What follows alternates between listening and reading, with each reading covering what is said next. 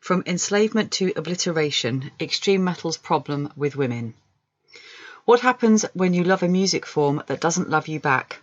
As a fan and performer of extreme metal for the last 20 years, I, like many other women who love metal, have observed a problematic paradigm concerning extreme metal and women. More specifically, the obliterated female body, which exists as artwork, lyrical content, and in band names. Even though the musical structure, technical and virtuosic playing and production, and their qualities of these songs are undeniably brilliant, the content and ideological packaging can be deeply sexist.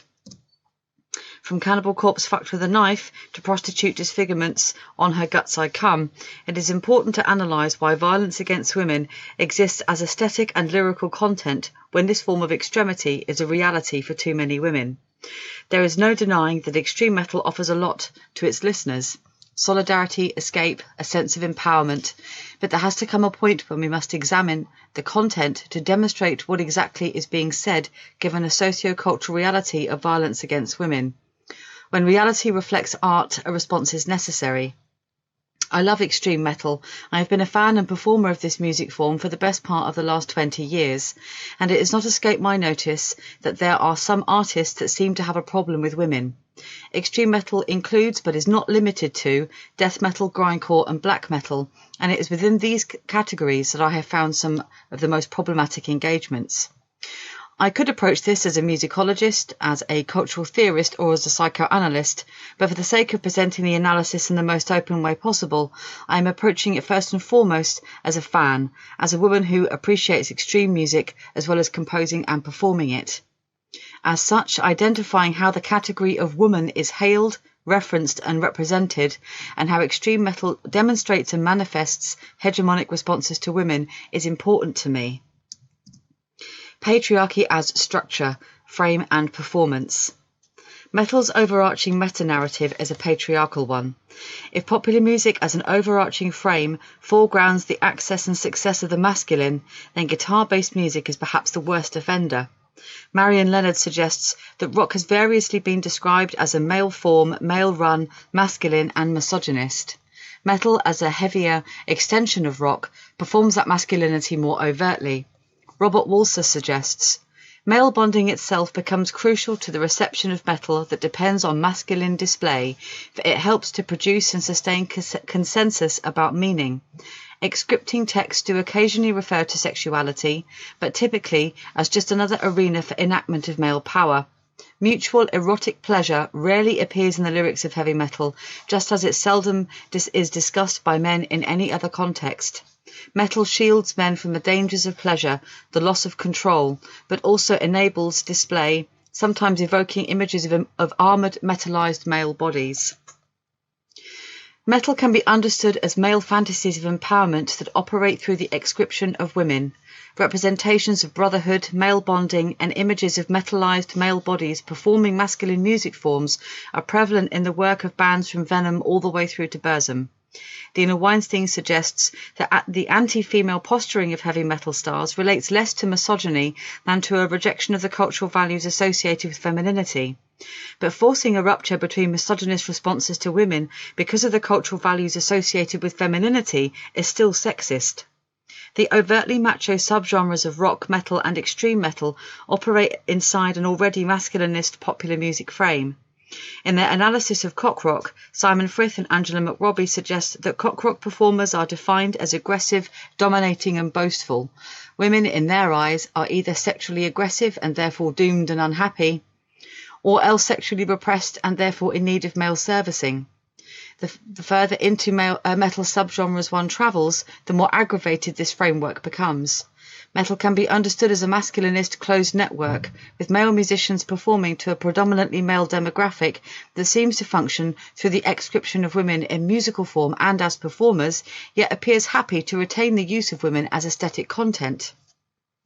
The cultural values associated with womanhood and being female that are produced and developed by wholly masculinist hegemonic production enshrines and perpetuates its essentialist gender binary through its power differentials.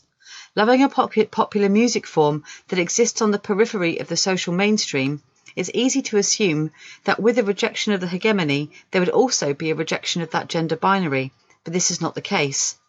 Extreme metal is constructed, articulated, and replicated as a masculine genre. The virtuosity and dexterity required to compose and perform it has its legacy in patriarchal cultural practices such as lead guitar solos and the traditional band formations, which are occupied in the main by men. These notions are set against a backdrop of an assumption of female passivity. Examining the evidence, the misogynist noisemakers.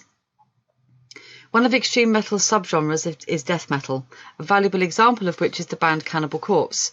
Their back catalogue, whilst with singer Chris Barnes, was lyrically focused around violence against women and abuse. Their 1994 album, The Bleeding, showcased song titles including Fucked with a Knife, Stripped, Raped and Strangled, and She Was Asking for It.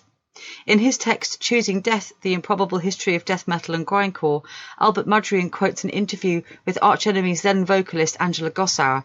She says, "I loved Cannibal Corpse's Eaten Back to Life because it was so extreme at the time when I was a kid, but I just didn't sing along to those lyrics. It's somehow just a bit intimidating. It's so much about violence against women. It's not a guy who's being totally shredded. It's always women. I just don't know how they can justify that."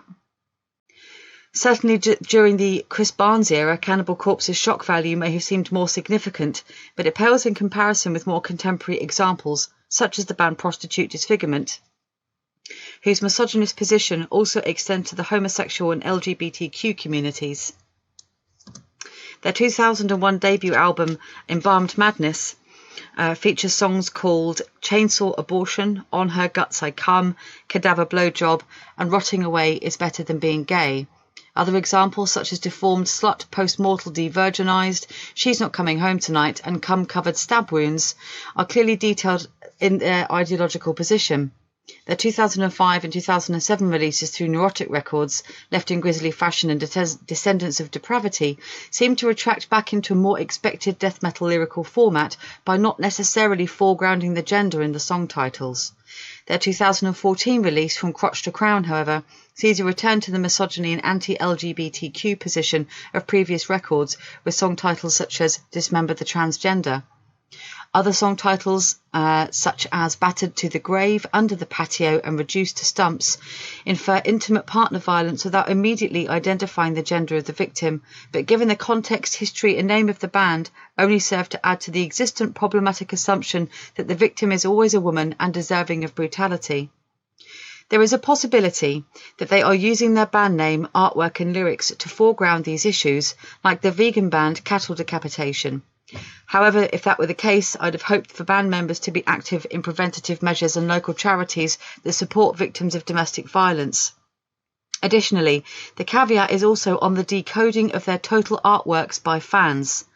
Namely, if their ideological response is not clear, then one can assume they see no problem with what they are doing. What's in a word? Extremity as carte blanche. These examples tell us something. They speak of extremity as a fundamental part of what extreme metal is. Extremity as a concept that is inherently bound in violence and horror exists sonically and aesthetically. The distortion of the guitars and vocals and the jackhammer drumming gives the timbral assault that exceeds its boundaries and exists as something called the haptic void, according to Hunter Hunt Hendricks, which is the hypothetical total or maximal level of intensity. It is the horizon of the history of metal. With this sonic brutality comes an equally brutal aesthetic representation, so that no one part of a band's artistic output can be accused of not being extreme and by extension weaker than its contemporaries. If it is to be considered weaker, then it is to be perceived as feminine, and extreme metal terms, that is not acceptable. Performed masculinity that manifests in sonically brutal music, aesthetically brutal lyrics, song names, band names and artwork must all align for its artistic cohesion against the opposite of its core foundations to be authentic. It must represent the male as juridical system that enshrines and perpetuates itself and reproduces subjects in its own image. This representational discourse seeks to support existing essentialist gender binaries and their associated power differentials. Michel Foucault notes that the juridical systems of power produce the subjects they subsequently come to represent.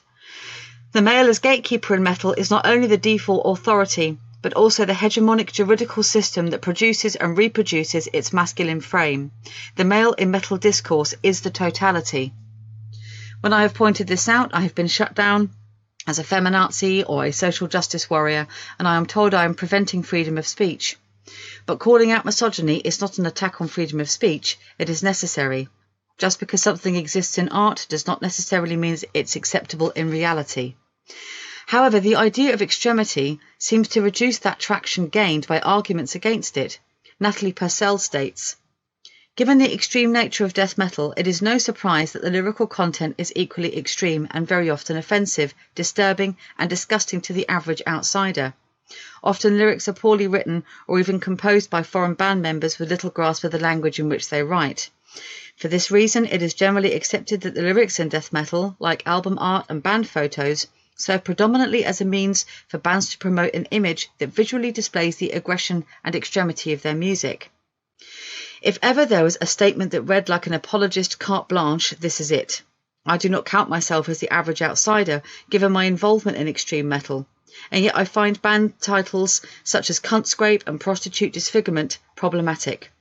I am not easily shocked by the content, and there is a reason for this. Violence against women goes beyond being offended.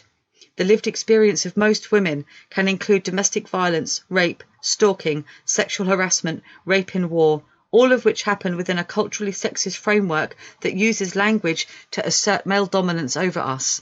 Under patriarchal rule, we are fighting for our lives. So this begs the question, who is this extremity for? How is this extreme when it becomes the normative modes of address and engagement that women are forced to deal with? In the UK alone, the figures are damning. Domestic violence affects 1 in 4 women in their lifetime, and on average, 2 women are murdered each week by a current or former partner, with police data showing a rise in recorded sexual offences in the UK, the latest figures, which are up 29% on the previous year, equivalent to an additional 23,349 offences, and bringing the total to over 100,000 in a single year for the first time, is actually 103,614.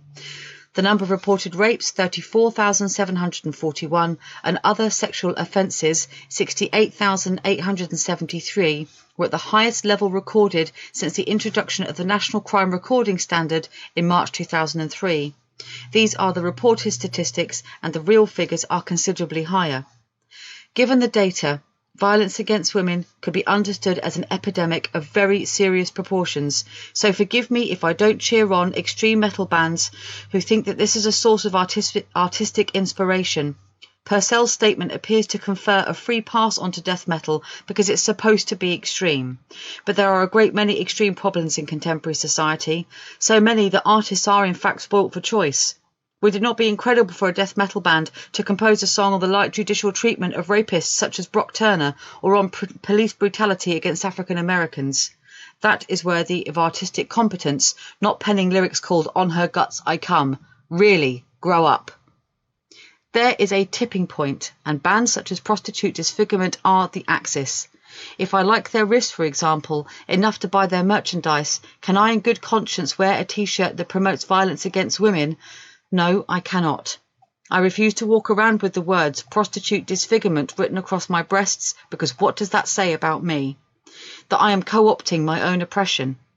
There are a lot of amazing death metal bands, Decapitated I think probably have to be my favourite, who do not need to use this to manifest their representations of extremity. And if this really was an issue of free speech, then the consequences of that speech should mean that these artists should be held to account. Conclusion: surviving the game. I would like to write #NotAllMetal, but without it functioning as an exact parallel to #NotAllMen. I know, and I am grateful, that there is a balance of sorts, that for every prostitute disfigurement there is a napalm death. Whilst not all death metal or black metal or grindcore is as explicitly misogynist as the bands featured here, they do all function within the sexist power differentials of the hegemony that tells women that we are not welcome, we are too much, not enough, too loud, too opinionated, not good enough. But then we get all of this misery anyway because we live inside the frame that produces and enshrines it. So what do we do? Where does this leave us? I borrow a term here from post-colonial theory, that of writing back to empire. This term sees Indigenous authors writing back to the various modes of imperialism, but particularly the British Empire, as a form of reclamation and emancipation. I take What I take from this is the idea that art, writing, music and performance can be a mechanism to counter that imperialism.